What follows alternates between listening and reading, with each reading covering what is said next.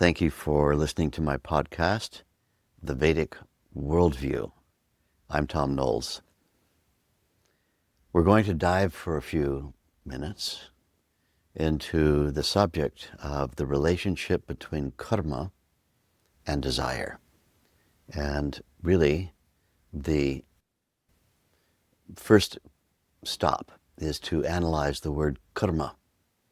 Kaṛma is a Sanskrit word which sometimes in the West is translated as comeuppance. You got what you deserved. You didn't put a tip in the Kaṛma jar at the coffee shop. And so one day when you're incarcerated unfairly and you're hoping someone's going to bail you out, no one's bailing you out. Why? Kaṛma, man.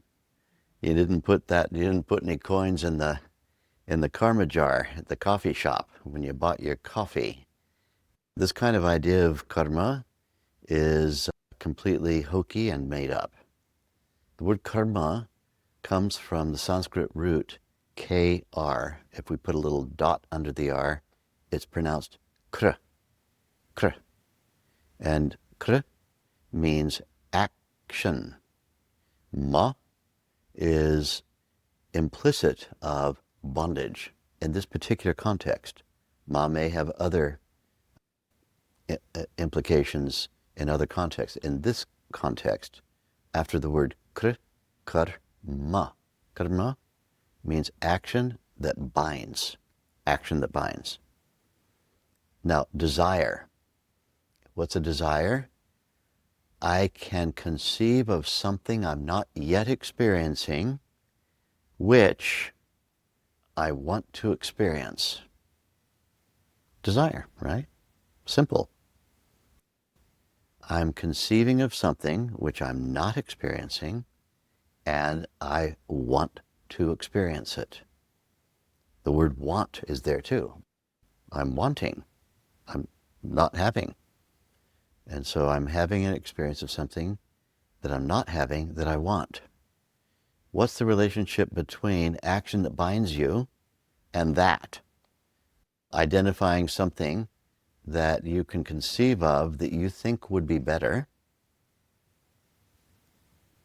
but you don't yet have it. Kaṛma. And so what is it that is the relationship between Kaṛma and desire?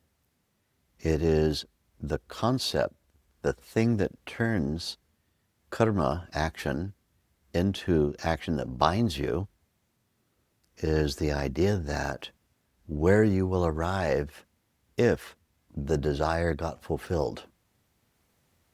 And right there, this is the danger zone. Where will I arrive if the desire gets fulfilled? What will my experience be? If we suffer from a poor memory, we can't remember what happened to our wiggly googly illuminated electric toothbrush that we got under the Christmas tree when we were 3. You brushed your teeth with it till the bristles went that way and you tossed it in the corner, and there it is with the roller skates that you wanted and are no more interested in. We can't remember that we wanted a thing and we got the thing, and then the thing was discarded, and we wanted the thing and we got the thing, and the thing was discarded, and we wanted a thing and we got the thing, and the thing was discarded. Without the memory of that pattern, we can fall for the idea that if the thing that I want arrives to me, then I will arrive at some kind of beatific state of really just not wanting anything else. Please God, give me the skateboard, give me the bicycle. I promise I won't bother you anymore. All I want is that Stingray bicycle made by the Schwinn Bicycle Company with the little tassels hanging off. And okay, one more thing, and that is the reversible brakes, so I don't have to squeeze the little things. Please, I promise I won't bug you for anything else. Just give me the bicycle. That tends to be a caricature of how we are, actually. I just want that thing.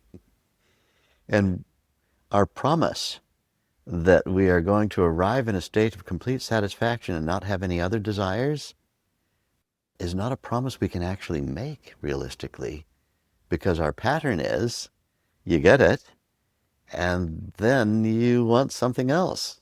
You want whatever's coming next, whatever you can conceive of next.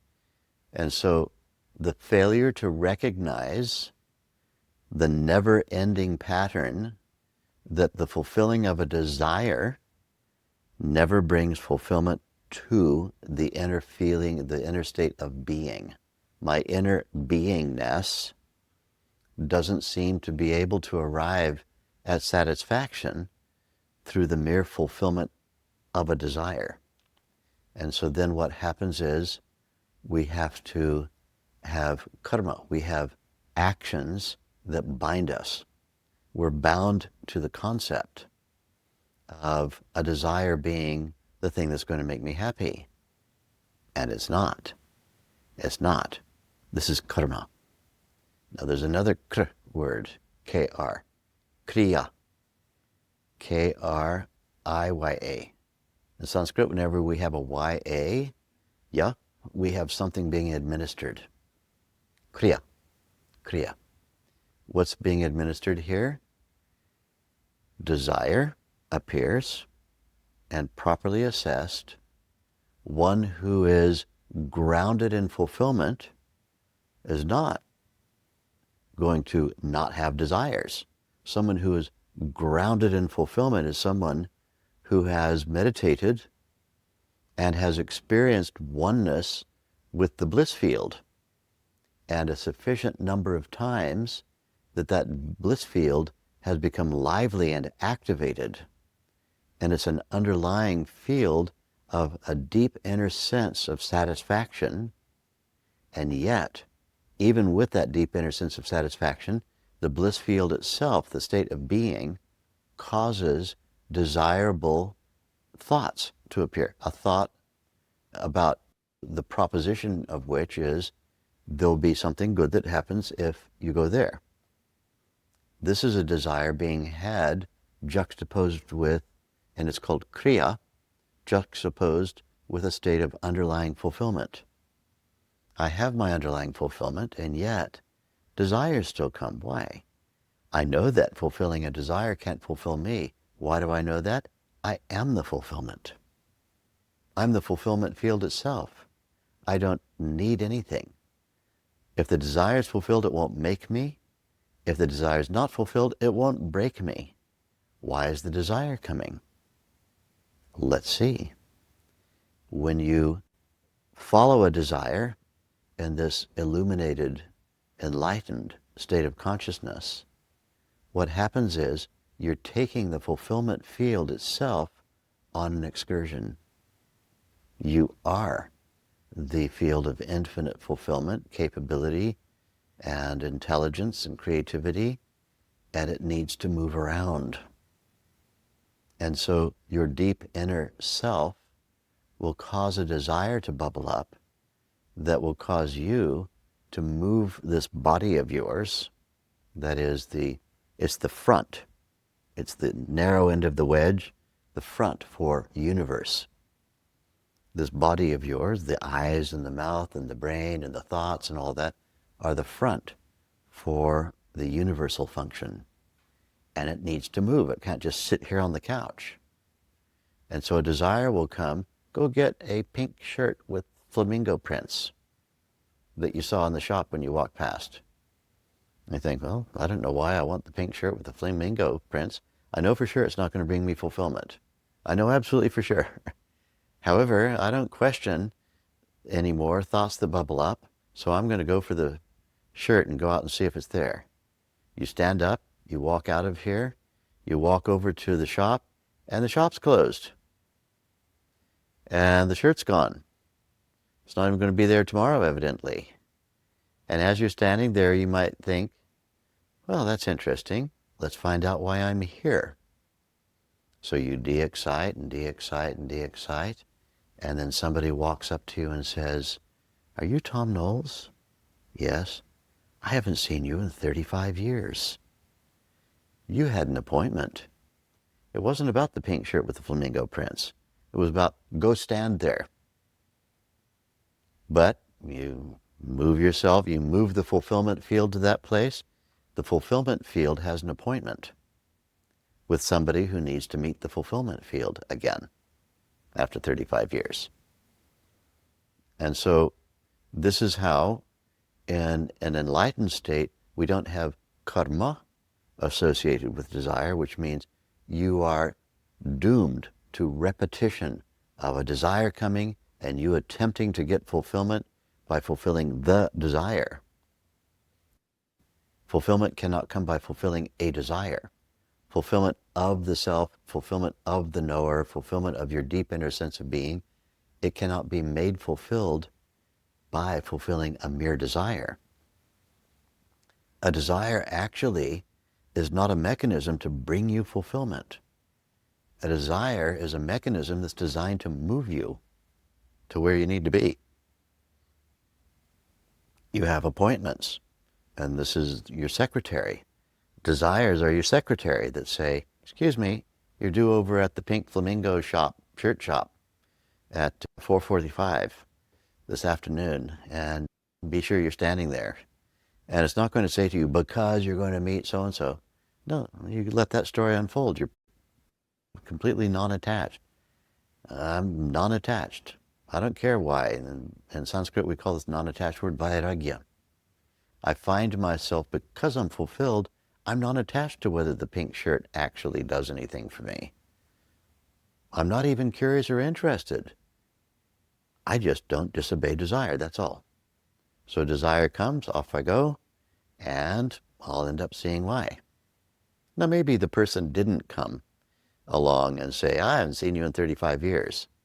But you think, well, I don't know why I'm standing here.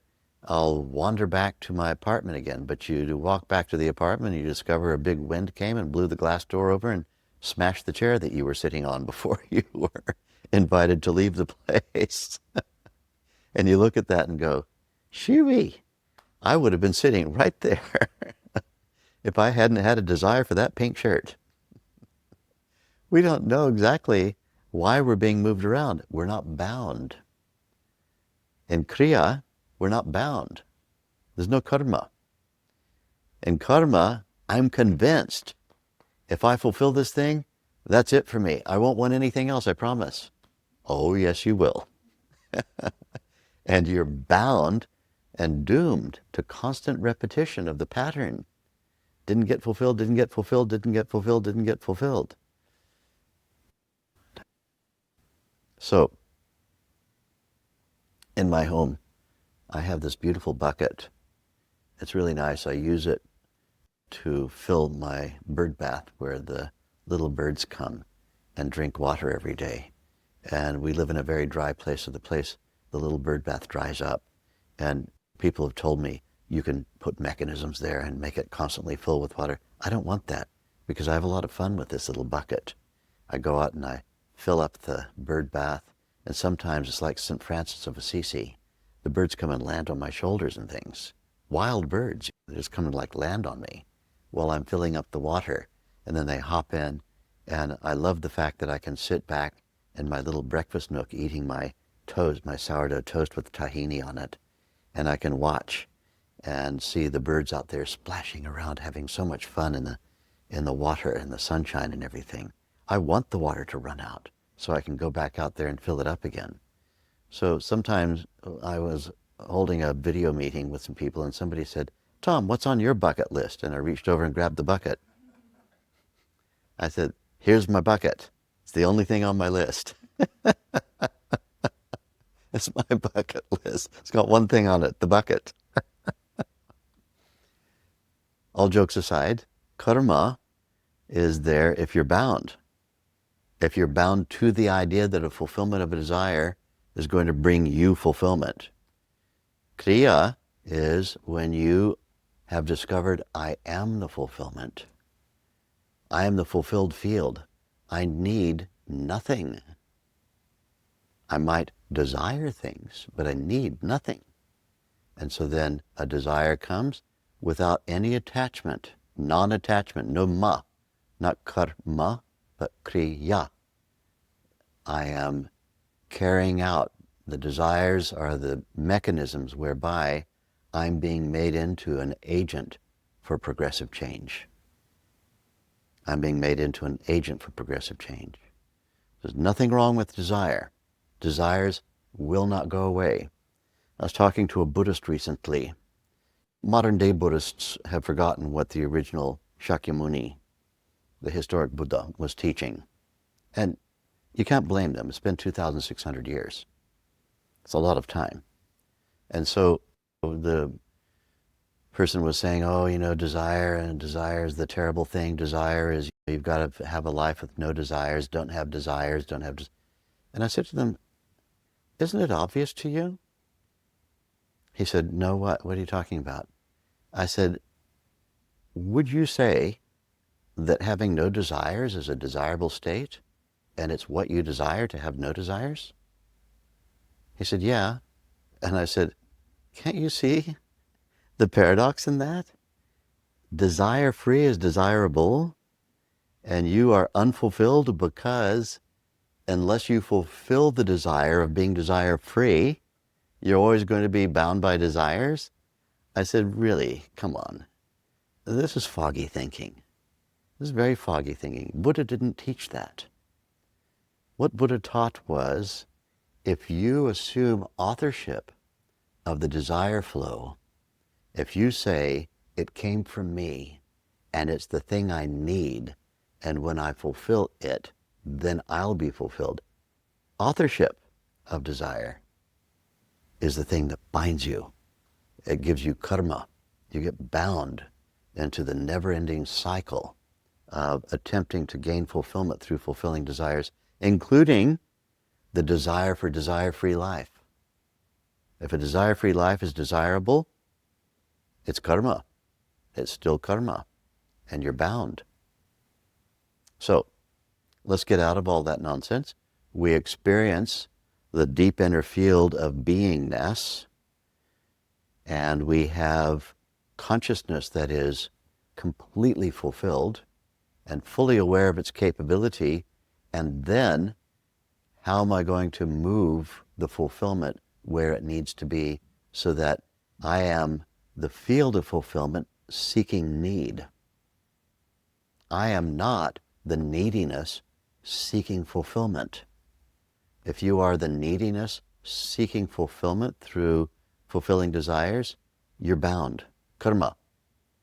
If you are the fulfillment looking for where the need is, you are Kṛiya. You're an agent of progressive change, and desires are working in favor of moving you around to the right places at the right times. Following on from that, Guruji, would you say the desire or the attachment to becoming enlightened would also keep you bound? Yes. And even, and this is a shade of subtlety, but if I desire a desire-free state, if I think that being enlightened is going to be a state where I'm not bothered by desires anymore, if I think that I will arrive at a beatific state with no desires if I get enlightened, to whatever extent I believe in that, I'm already bound. Also, there's another feature, another subtle shade here. Generally speaking, the main thing that I see in people who are they already have a high percentage, let's say 85, 90% saturation of fulfillment as their beingness, is that they're still caught up in enlightenment denial. In other words, people are a lot more enlightened, most meditators are a lot more enlightened as a percentage than what they personally attribute to themselves.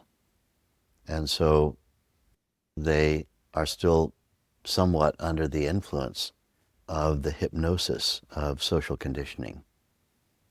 Meaning everybody else around is saying, got to get a car, got to get a better wage, got to get a this, got to get a that. Why? Because if you do that and you eat at the 5 fanciest restaurants in town regularly and you're recognized by everybody as a socialite, you're going to arrive in a beatific state of complete fulfillment and feel really good about yourself. And subject that to any degree of intellectual analysis and you'll arrive at the understanding that it's just definitely not the case. And yet people fall for this. Even people who are quite enlightened already will misinterpret why it is that desires are arriving in their mind. If the interpretation is that enlightenment is a desirable state and I'll move toward it because then I'll be finally in a state where I don't have desires. I won't be bothered by them. Actually, desires increase the more enlightened you get. That's my experience. They increase. You have more frequent, more often desires than the average stressed person has, who's half asleep most of the time and suffering from all body sensations.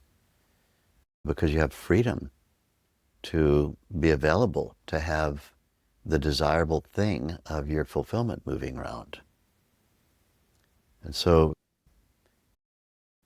any degree of attachment to a concept of arriving at desire free because a desire gets fulfilled, that's bondage. And there are degrees of attachment to these ideas. 25% invested, 50% invested, 90% invested, whatever. I want to get enlightened because it'll be the state where everything will be good. And when everything's good, I'm not going to be assailed by all these desires anymore and the dissatisfactions that I have in my life. Dissatisfaction is, again, based on buying into the concept that if only you could fulfill a few desires, the dissatisfaction will disappear. And it won't. Fulfill desires, it doesn't make dissatisfaction go away. So there's only one answer. I have to be the fulfillment field, and I'm going to allow that to occur. I exercise the mechanism of it, and when it appears, I don't question it. How do I know I don't question it? You get a desire, like, for example, the frivolous desire of a pink shirt at the shop over the road, and you're kind of looking at that and going, well, that's very as if. I'll go and do it. But the idea that it's going to fulfill me is just too hilarious. Oh, but what about a desire for something more important than that? Like, I want to have a baby. And then I'll be really happy if I have a baby. I know lots of people who've had babies and they're not fulfilled. They got the baby and then it's like, how do I get time to meditate and have dinner and go out and see my friends anymore? Why did I want to have this baby? Even things that are supposed to be much more important than pink shirts, if we're bound by to the extent that we're bound by the idea, it'll bring me fulfillment. It'll bring quietude. It'll bring satisfaction. Then to that extent, there's karma. We're bound. 25% bound, 50% bound, 100% bound, whatever. It's all percentages. Everything's percentages. Even enlightenment can be a thing that we hold out and say, when I get there, then the beatific state. And what's this beatific state? I won't experience dissatisfaction anymore.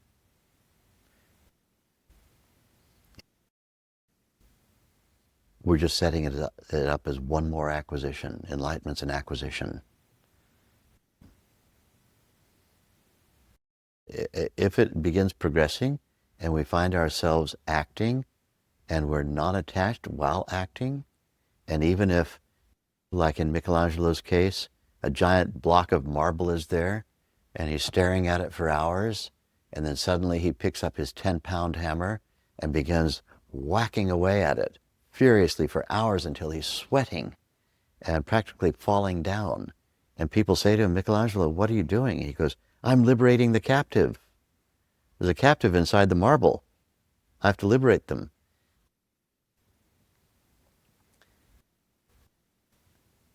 Kind of non-attached in the beginning, seemingly completely non-attached.